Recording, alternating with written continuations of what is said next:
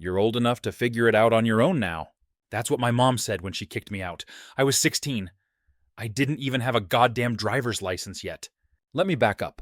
A year ago, everything in my life changed, but not in some magical movie moment kind of way. No, it was the slow, painful kind of change that creeps in while you're trying to survive being invisible in your own family. I've always been the extra one. I have a twin sister, let's call her Amanda. She was the golden girl. Pink room piano lessons, full wardrobe rotation every season. Me, I got the storage closet my parents tried to pass off as a cozy space, with a twin bed that sagged like it had PTSD. You think I'm exaggerating? Try waking up every morning hearing your parents talking about how amazing your sister is while you're literally in the next room starving for acknowledgement. I wasn't even angry anymore, just numb. School didn't help. Amanda was the star. She'd flash a smile, and teachers would fawn over her like she was some scholarship magnet. Meanwhile, I once overheard my science teacher ask if I was the quiet twin. Cool. Not even a name, just a label. And then came the big bomb. Amanda got pregnant. At 16. Guess who the baby daddy was? Some 19-year-old with a vape addiction and 3 part-time jobs that he rotated depending on which one he got fired from last. So here I am thinking my parents are finally going to hit the brakes. Maybe this would finally be the wake-up call, consequences and all that. But nah, they celebrated, like full-on let's throw her a mini bridal shower kind of celebrated. I just stood there in the living room as they gushed about grandbabies and nursery colors. I'm not even kidding. My mom said, "This is a blessing, really." What the hell? Then came the punchline. I come home from school one day, and my mom's sitting at the kitchen table with this fake-ass smile plastered across her face. That's when I knew something was up. She only smiles like that when she's about to wreck your world, but wants to pretend it's a favor. She goes, "So, we've been talking, and we think it's time Amanda and the baby get your room." I blinked. Wait, what? She sighed, like I was the one being unreasonable. "Honey, it's the only space in the house with windows. The baby needs sunlight." I kid you not. The baby needed sunlight, and apparently that was more important than me having a bed to sleep on. I asked, "Where the hell am I supposed to go?" And she just shrugged. "You're 16. You'll figure it out." My dad, of course, just stood there, like a damn mannequin. He never speaks unless it's to tell me how I'm too sensitive or that I should be more like my sister. Amanda. She was sitting on the couch, cradling her belly and smirking like she just won a prize. I wanted to scream, but I didn't. I just walked upstairs and stared at my room, the only place that was mine, knowing it was about to be transformed into a goddamn nursery. I packed what I could into a couple of trash bags, no suitcases. I didn't even own one. They didn't offer me money, didn't ask where I'd go, just said they needed to repaint before the baby arrived. So yeah, that night I slept in a tent in the backyard. It was December, and cold as hell. I tried to make it work, borrowed an old space heater from a neighbor I used to shovel snow for. It barely worked, but it was something. I'd sit in that tent, wrapped in 2 hoodies and a sleeping bag that reeked of mildew, trying to finish homework by flashlight. People think when you're kicked out, it's the big things that break you. Nah, it's the little ones. Like hearing your family laughing through the windows while you're out in the cold. Like smelling dinner lasagna, your favorite, and knowing there's not a plate for you. Like watching your old room's light go on, knowing they're building a crib where your bed used to be. One night, I tried to knock on the back door to ask if I could just warm up for an hour. My mom answered and whispered, "You'll wake the baby." The baby hadn't even been born yet. That was when it really hit me. I wasn't just unwanted. I was forgotten. It didn't take long for my grades to crash. I was failing math, sleeping through first period, and showing up with blue lips from the cold. My school counselor asked if everything was okay at home, and I laughed so hard I nearly got suspended. "Home," I said. I don't even have one. Eventually, a local bakery owner named Greg, a grumpy old dude who always reminded me of Clint Eastwood, with a caffeine addiction, noticed me hanging around after school. I was just trying to stay warm in the library next to his shop. He pulled me inside one day and asked, "You homeless or just allergic to heat?" I said nothing, but he saw enough. He gave me a broom, pointed to the floors, and said, "You sweep, you eat." So I swept. Hard. And when I was done, he handed me a sandwich the size of my head and told me to come back the next day. That's how it started. The next few weeks were rough, but I started getting a rhythm, School in the morning, bakery in the afternoon, sleep in the tent at night. Greg let me hang around in the back after closing to warm up. Eventually, he gave me a blanket, then a mattress in the storage room, then a key. He never asked questions, never needed to. But one night, when I was mopping near the ovens, he said, "Family ain't just who you're born to. Sometimes it's the ones who feed you when you're starving." I nodded. I didn't say anything. My throat was tight and I was tired of crying. By spring, I'd saved up just enough to get a prepaid phone and a second pair of shoes. I'd stopped thinking about my family entirely, but they weren't done with me. Oh no. They were just getting started. Spring rolled in, and for the first time in years, I wasn't completely miserable. I mean, I wasn't happy either, but at least I wasn't freezing my ass off in a tent. I had a mattress above a bakery, a little bit of cash in a tin under my bed, and a routine that kept me from falling apart. Greg didn't say much, but he started showing me more than just how to mop floors. He taught me how to make dough, how to time the oven by instinct, and how to keep customers from driving you insane. He wasn't what you'd call warm, but his gruff silence was the closest thing to safety I'd felt in a long time. I still went to school barely, but no one cared what was happening with me there. Teachers had written me off. Amanda was the pride of the family, now waddling through town with her bump like it was a crown. My parents didn't ask about me, didn't call, didn't check in. Honestly, I preferred it that way. Until one day Greg didn't open the shop. I showed up at 5 a.m., like always, but the lights were off. No smell of fresh bread, no clatter from the back, just silence. Turns out he'd collapsed at home that morning, stroke. I don't know how long I sat on the curb outside the bakery, just staring at the locked door.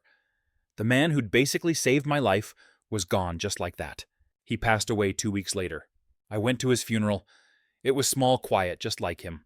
A couple of old friends, 1 or 2 loyal customers, me. I stood there, in my one decent shirt, watching the only real parental figure I'd ever had get lowered into the ground. My chest felt like someone was wringing it out like a wet towel. Then something happened I didn't expect. His lawyer approached me. "I need you to come to my office," she said. "Greg left you something." My brain short-circuited. Left me something what? Turns out Greg didn't just give me shelter, he gave me a shot. In his will, he left me the bakery, full ownership. Also, a separate savings account he'd quietly set aside under my name. Apparently, he'd been stashing away money ever since I started working there. The man literally left me a life. I was 17 now, a dropout with 0 business experience and trauma instead of parents. But I wasn't going to waste what Greg gave me. I took over the bakery, kept it open, did everything myself, learned to do taxes, payroll, inventory, worked 14-hour shifts, burned through more coffee than I care to admit. But I kept the doors open, and slowly the place started making real money. I rebranded it, added late-night hours, free Wi-Fi, some music, teens came to hang out, college students, single moms who just wanted peace and cinnamon rolls. I didn't post about it, didn't announce anything, just kept going. One night, about a year later, I was cleaning up when someone knocked on the front door. I froze when I saw who it was. My mom. She was holding a baby in one arm, and Amanda stood behind her, looking exhausted but smug. I didn't open the door, just stared. My mom tapped the glass again. "Nathan," she said, "we need to talk." I opened the door just enough to poke my head out. "You lost the right to say my name a long time ago." Her smile twitched. "We heard you've been doing well." "Oh, now they care." I didn't say anything. Amanda chimed in. "Nice setup. You've really made something of yourself." The nerve. My mom cleared her throat. "We were wondering if maybe we could come in. Just talk." I leaned against the frame. "Why are you really here?" She glanced at Amanda, who suddenly looked sheepish. "Well, my mom started Amanda, and the baby have been staying with us. But our place is small, and you clearly have more space now. So we thought, maybe we could move in for a while." Dead ass. Serious. I blinked. "You kicked me out into a tent. Told me to figure it out. And now you want a room." She bristled. "That was a long time ago. Things were complicated." "Oh, now they're complicated. Back then it was crystal clear. I didn't matter." She stepped closer. "Nathan, we're family." I laughed. "Loud, sharp, you sure about that?" Amanda frowned. "Come on, don't be petty." "Petty?" My voice cracked. "You stole my room, my future. And now that I have something, you show up like we're some TV family." Silence. I shook my head. "Nah, not today." And I closed the door. Locked it. Turned off the lights. But of course, they didn't give up. The next week I got served. They were suing me. claiming I'd used family resources to start my business and that I owed them a share of the bakery. I stared at the paperwork for a long time, genuinely thinking it was a prank. It wasn't. Amanda filed the claim herself. The baby's name was listed on it too, like I was supposed to be guilted into surrendering because of an infant I didn't ask for. I got a lawyer, Karen. Middle-aged sharp as hell, didn't take bullshit. She read the file and said, "This is trash, but we'll handle it." And we did. But not before things got worse. They tried everything. Went around town telling people I'd stolen from them. That Greg's money should have gone to the real family. That I manipulated an old man into giving me a business. Someone egged my front window. I started getting nasty emails.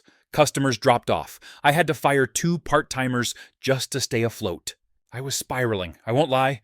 I nearly gave up. But then Karen called me one morning. "You need to come in, now." I rushed over. She handed me a stack of papers and a USB drive.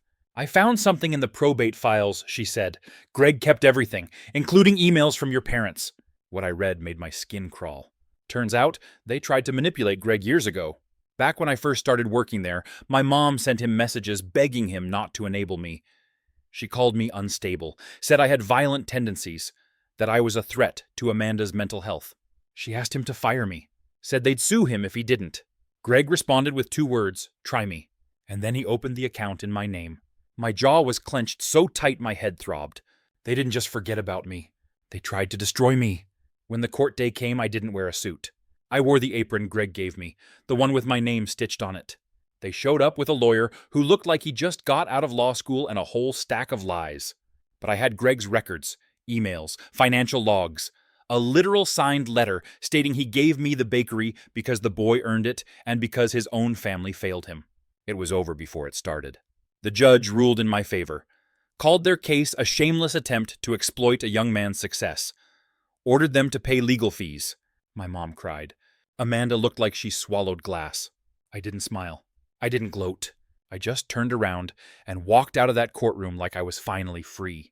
Later that night, I reopened the bakery. Told my staff we were back. We baked all night. Free bread for everyone. A soft screw you in cinnamon roll form. And when the last customer left, I sat in the back with a coffee and whispered, "Thanks, Greg." He didn't need to hear it, but I needed to say it. A week after the trial, I got a letter in the mail. Handwritten, no return address. But I knew the handwriting. I'd seen it on report cards and chore lists, and the note my mom left once saying, "Don't forget to take the trash out. Amanda shouldn't have to ask you." The envelope was thick. I thought it might be some passive-aggressive apology or maybe some guilt-drenched explanation. Nope. It was a 6-page essay on why I overreacted. "I never said we didn't love you. You were always too sensitive. You have to understand we were doing the best we could. Our lives haven't been easy either." The last line. Family is about forgiveness. You can't carry this bitterness forever. I stared at the paper like it was growing mold. It was wild. After everything, this was the takeaway. That I was bitter. Not that they kicked their son out into the cold because their favorite child got knocked up by some dude who thought staying loyal was a personality trait. I didn't respond. I didn't burn it either. I just stuck it in a drawer. I never opened the one I keep old bills and receipts in, like a junk drawer for emotional garbage. But the thing is, even after winning, even after the whole courtroom scene and the judge calling them out, I didn't feel better. There's no medal for surviving your parents. Business slowly picked up again. The regulars came back. I hired back the part-timers I had to let go. Even got a new espresso machine. For the first time, things looked stable. But then something weird happened. People started showing up, not customers, not friends, strangers, women in their 30s, teenagers, older guys. They'd come in, buy a coffee, and just sit. One girl, maybe 20, asked if I was the guy from that article. I blinked. "What article?" She pulled out her phone and showed me. Apparently a local blog picked up the court case. Then Reddit got hold of it. Then TikTok. Someone posted a breakdown of the whole saga, titled "Parents Kick Out Teen Son for Pregnant Golden Child." Years later, he owns a bakery and sues them into oblivion. There were screenshots, quotes, a picture of me in my apron outside the courthouse. The comments. "Chef's kiss revenge." I felt this in my soul. This man is the blueprint. Greg deserves a statue.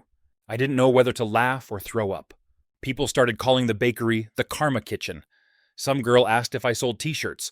I said no, but she printed one herself and wore it in the shop the next week.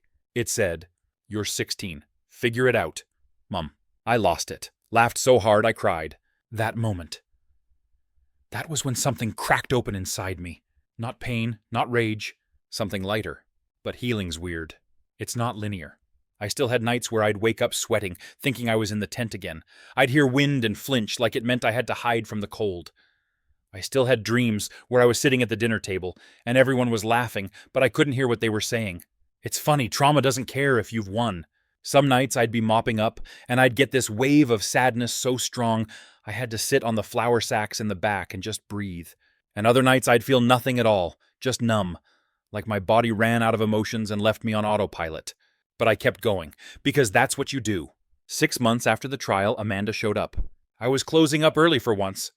It had been a long day. I was halfway into sweeping when the bell rang. She looked wrecked, skinny, hollow-eyed, holding a diaper bag that looked like it had been through war. She didn't say anything at first, just stood there, looking around like she couldn't believe it was real. Finally, she said, "You're really doing this?" "Doing what?" "Living without us." I leaned on the broom. "You mean without the people who threw me out?" She didn't argue. "I came to say sorry," she added. My face didn't move. Too late. She nodded. "I know." Silence. She fidgeted with the bag strap. "I'm not with him anymore. My ex. He bailed after the second kid." "Second kid." I looked down. The baby in the car seat blinked up at me. "There were 2 now." She sighed. "I live with a friend. I work nights." "I'm tired, Nathan." I didn't know what she wanted me to say, so was I in the tent? Her eyes watered. "I know." Then she said the words I never expected. "They lied to me. About you. About Greg. They told me you didn't want to be part of the family anymore. That you had issues. That you were unstable." I blinked. She kept going. "I believed them. And that's on me. I was selfish. But I didn't know they tried to destroy you." I was silent for a long time. And then I said, "You still let them." Her shoulders slumped. "I know." She didn't ask for money, or help, or a place to stay. She just stood there, crying quietly while her baby gurgled in the background. Eventually I walked over, grabbed a paper bag, and filled it with fresh bread and pastries. "Here," I said. "Don't let the kid go hungry because you were too proud." She took it like I handed her gold. When she left, I didn't feel vindicated. I felt sad. Because for a second, she looked like me standing on the porch waiting for someone to let her in. A few weeks later, she sent me a message on Instagram. Just a picture. The baby, sitting at a small kitchen table eating a cinnamon roll. Caption, "He likes the frosting, just like you did." I didn't reply. But I saved the photo. And then, one morning about a year after the trial, I got a call. Blocked number. I ignored it. Then another. Then a knock at my office door. It was Karen, my lawyer. "I think you should sit down," she said. My stomach dropped. "What's wrong?" She handed me a folder. Apparently my parents were trying again, but this time not for the bakery, for custody of Amanda's kids. They were arguing she was unfit, that the children deserved a stable household. And guess what house they offered as the stable place? Mine. The audacity. I flipped through the documents, half laughing, half fuming. "You can't make this shit up!" Karen just nodded. "They're trying to use your success as a bargaining chip. Like it's part of their resume." I was pissed. No, I was done. So I filed a counter motion.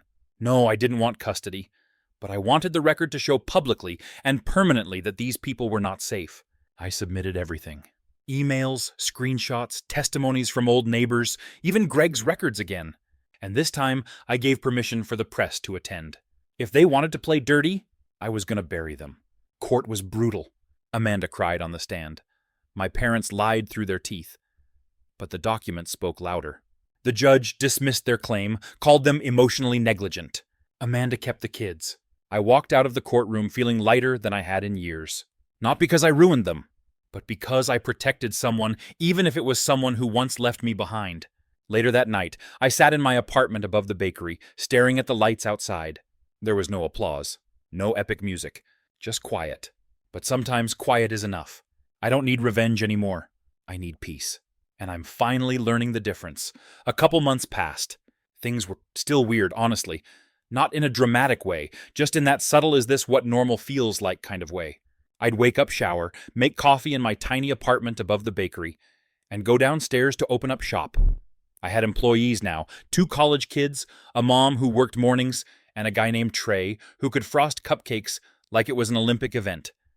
The bakery ran smooth, quiet, steady. And yet some mornings I'd still flinch when I heard footsteps on the stairs, as if someone might barge in and tell me it was all a dream, that I had to go back to the tent, back to being invisible. Trauma's not loud once it settles. It just hums under your skin waiting. But I kept moving, kept showing up. Then one day, this teenager walked in, skinny kid. Looked like he hadn't eaten in 2 days.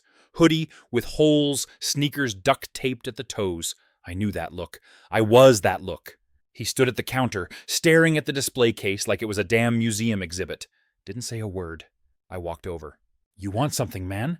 He jumped a little. Nah, I'm good." His stomach growled loud enough for the espresso machine to get jealous. I didn't ask. I just grabbed a croissant and slid it across the counter. "It's already paid for." He stared at it like it was radioactive. "For real." I nodded. "Eat, then we'll talk." His name was Eli. 15. Sleeping on couches. Mom had dipped a year ago. Dad. Somewhere upstate not answering texts. He'd been skipping school, stealing granola bars from gas stations, avoiding shelters, because he didn't want to get split up from his dog. Yeah, kid had a dog, named Socks. Looked like someone photoshopped a fox into a pit bull's body. I let them crash in the storage room for a few nights, just until they could figure something out. Trey raised an eyebrow when he saw the kid sleeping on a blanket pile. I just said it's temporary. He didn't question it. A few days later, Eli asked if he could help around the shop. I tossed him a broom. "You sweep, you eat." He grinned. "Sounds fair." Greg would have liked him. That turned into weeks. Eli started showing up before I did. Cleaned the espresso machine better than I ever could. Took pride in labeling the pastries with little drawings. Even started a tip jar labeled Socks Snack Fund, which somehow made more money than our actual register. People liked him, kids especially. He had this quiet energy, no fake cheer, no awkwardness, just real. I watched him slowly unhunch his shoulders, talk louder, laugh. One afternoon he asked, "Why'd you help me?" I shrugged. "Someone helped me once." He nodded. "Must have been a good person." "Yeah," I said, "he was." That night, I pulled out Greg's old ledger, the one he used to track every penny. Tucked inside was a sticky note I'd never noticed before. "Don't pay it back, pay it forward." I started thinking bigger after that, not expanding the business bigger. I didn't want franchises or brand deals. I wanted impact, the kind that hits in the stomach, the kind I never had growing up. So I started a program. Nothing flashy, just flyers around town and a little webpage. Karma Kitchen Community Nights. Every Friday we'd close the shop to the public and open it up to anyone who needed a meal. No questions asked, no forms, just food heat and a seat. First night maybe 6 people showed up, mostly teens, a woman with a baby, an older guy in a jacket 4 sizes too big. By the 3rd week we were at 30, then 50. People started donating, dropping off blankets, socks, toiletries. Hell, one dude donated a new oven because he liked our energy. I didn't tell them about the tent in my past. Didn't need to. They saw the way I moved in that room, the way I handed out bread like it was dignity, the way I looked people in the eye. Around that time, Amanda messaged again. Said she'd started therapy. Said she was trying to break the cycle. She didn't ask for money or babysitting. She just said, "I want to be better for them." I told her, "Good. Just don't expect a trophy." She said, "I don't. I just want a clean slate." I didn't know if I believed her. But I also didn't block her. Progress, I guess. A journalist showed up a month later. Wanted to write a profile on the bakery. The community nights. Me. I hesitated. I didn't want to be some pity story turned Pinterest inspiration. But she was kind, asked the right questions, got the tone right. The article went live the following week. Title: "The boy they kicked out now feeds the town that forgot him." It went viral. Like viral. People started reaching out from all over. Donations poured in. Emails. Dim's messages like, "Your story helped me leave my toxic family. I cried reading about Greg. I had a Greg too. You made me feel less alone." I didn't know how to process it. So I did what I always do. Went downstairs, made more bread. A local college invited me to speak. At first I laughed. Me, I didn't even graduate. But they said that's why they wanted me. Real-world resilience. So I said, screw it. I stood in front of a lecture hall filled with 200 students. No speech, just me, a stool, and a story. Told them everything. The favoritism. The pregnancy. The tent. Greg. The courtroom. The croissant I gave Eli. When I was done, the room was silent. Then someone clapped. Then everyone. A professor came up afterward with tears in his eyes. Said he hadn't heard something that honest in years. That night, I got home and sat on the floor of my apartment back against the wall. I wasn't crying. But I wasn't not crying either. Eli got his GED.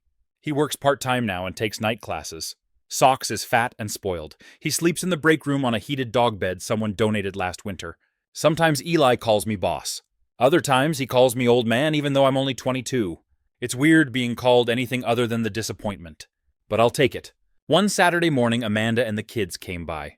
She didn't announce it. Just showed up, ordered 2 muffins and a hot chocolate, and sat by the window. The little one, her daughter, ran straight for the pastry case and smushed her face against the glass. I chuckled. Amanda looked at me and said, "She's like you." I raised an eyebrow. "She sneaks food at night," she explained. "Not because she's hungry, just scared it won't be there tomorrow." My heart clenched. She added, "I'm working on that." I just nodded. When they left, the little girl waved and yelled, "Bye, bakery guy!" And for once I didn't feel like a ghost in someone else's house. I felt like something solid, seen. There's this quote I read once, "Maybe your family's not the one you're born into. Maybe it's the one you build loaf by loaf, night by night, person by person." Okay, maybe I added the loaf part, but it fits. I'm not healed. I still have nightmares. Still hate holidays. Still flinch at certain songs my mom used to play. But I've built something real. Something no one can take from me. And when people ask how I did it, I tell them the truth. I was 16. I figured it out. The internet's a weird place. One day you're handing out croissants to a runaway, the next people are stitching your story into TikToks like it's a superhero origin arc. Don't get me wrong, most of the attention was kind, supportive even, but it also got weird. Suddenly people were treating me like a brand. Emails from influencers. Let's collab on a Trauma to Triumph content series. A publisher wanted to option my story for a memoir. I hadn't even written a diary entry since middle school. A frozen waffle company reached out. No context, just, "We love your energy. Want to be our resilience ambassador?" I ignored most of it. But the part I wasn't ready for, the visitors. Not customers, not locals, tourists. People started driving in from other cities, states even. Not for the food, but for me. To see the guy who made it. Like I was some roadside attraction next to the world's biggest ball of yarn. They'd point at me from across the counter, whisper. One lady cried, just looking at me. Like I was a ghost she used to know. At first I tried to smile through it. I mean, hell, this is what people dream of, right? Recognition, validation, you matter. But it didn't feel like that. It felt like being dissected. Like they loved my pain more than my peace. Like I stopped being a person and became a story people used to feel better about their own lives. I stopped showing up front. Let the team handle the register. I stayed in the back elbows, deep in flower headphones in just to block out the noise. Eli noticed. "You good?" he asked one night. I shrugged, just tired. He didn't press. But he stuck around longer than usual that night, pretended to clean the already spotless display case just so I wasn't alone. That meant more than he probably knew. A week later I got a letter. Real paper, real handwriting, that alone was weird enough. No name, just a return address in Vermont. I opened it expecting another, "You're such an inspiration" kind of deal. Instead it started with, "You don't know me, but I knew Greg." I sat down immediately. The letter was from a man named William. Said he'd been Greg's partner back in the 90s.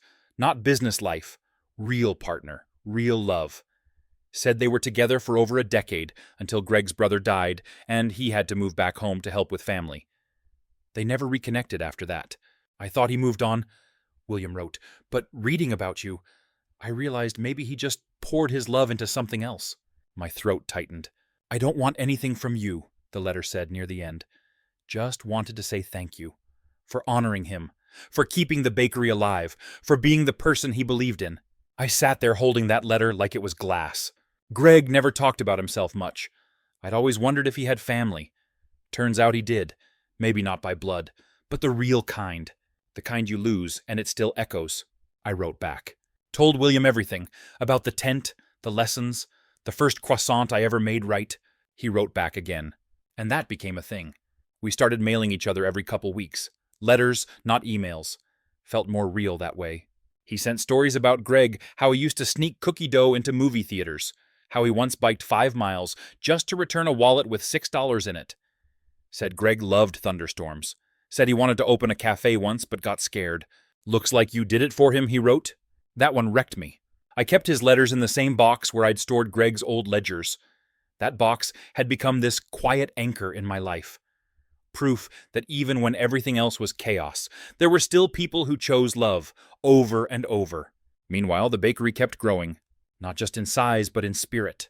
We started offering free cooking classes on Sundays. Nothing fancy, just how to make a decent grilled cheese or how to stretch a $10 grocery run. A retired chef volunteered. Said he used to run a kitchen in a rehab center, knew how to make a dollar sing. We brought in counselors once a month, mental health drop-ins, no appointment needed. We stocked the bathroom with pads and tampons, and little notes that said, "Take what you need, no shame." It wasn't a bakery anymore. It was a refuge, and it was exhausting. Running a business is hard enough. Running a safe space, that's another level. There were nights I came upstairs, collapsed on the couch, and stared at the ceiling, wondering if I'd built a home or a lifeboat that was slowly sinking from too many passengers. Then I'd get a note slipped under the door. "Thank you for not treating me like a problem. My kid ate 3 times this week because of you. I finally slept through the night." That kept me going. That and the ritual. Wake up, knead dough, pour coffee, bake. The repetition was a kind of therapy. Like every loaf I pulled from the oven, rewired a part of my brain that used to brace for impact. Around this time, my mom sent another letter. Yeah, her again. I almost didn't open it. But I did. This time it was short. "We saw the article. We're sorry. We're proud of you." That's it. No signature. No demand. No manipulation. I read it twice, then again. Still didn't feel like closure. More like a loose end trying to tie itself. I didn't respond. I didn't rip it up either. I just tucked it into the junk drawer with the rest of her words. Maybe that's enough. Amanda came by on a Thursday. Just her this time. No kids, no muffins, just her. I wanted to ask something she said. Shoot. She took a deep breath. "Do you think I'm like them?" I blinked. Define them. She didn't even flinch. Mom, Dad, that coldness. I looked at her. Really looked. She used to be all angles, all sharpness. Now she just looked tired, human. "You were," I said, "but I don't think you are now." She nodded slowly. "Thanks," she whispered. And for the first time, I believed her. That night, I went upstairs and pulled out my phone. Scrolled through hundreds of photos, pastries, community nights, Eli teaching a kid how to stir batter, a regular who brought her cat in a stroller every Sunday. I found a photo I didn't remember taking. It was the front of the bakery during sunset. Lights warm, sign slightly crooked. 2 teens laughing outside, one of them wearing that stupid "You're 16. Figure it out" shirt. I stared at it for a long time. Then I posted it. No caption. Didn't need one. Later I checked the bakery voicemail. I rarely do. There was one new message. It was from a woman in her 60s. Crackly voice. Said she was a social worker in another state. I just wanted to say, what you're doing, it's saving people. Kids who get thrown away, people who don't fit anywhere. You built them a place. You may never meet them, but they'll remember you. The way we remember the ones who caught us when no one else did. I sat on the floor, just listened to it again and again until the sun came up.